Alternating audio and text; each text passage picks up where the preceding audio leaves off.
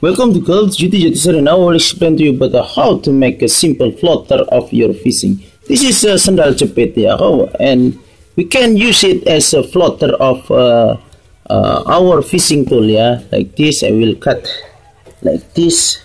Look at that, and we will make a good shape, and this is a good. This is have a bright color, and this is good for floater, and we know the position of this our fisher fishing, and how to simple set it. It's only like this, and we take like this. It's very simple. Careful of your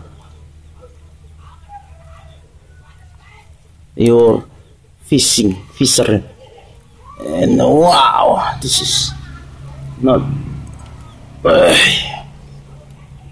not easy, but this is a very simple way, so like this, and how to make a limiter for this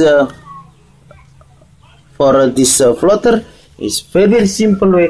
Is use this rubber for under limiter, and for top we put this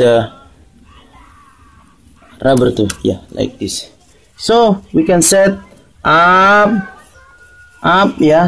and down like this for your fishing position. Okay, thank you. If you think this video useful, please share to others, and don't forget to subscribe our channel. Thank you.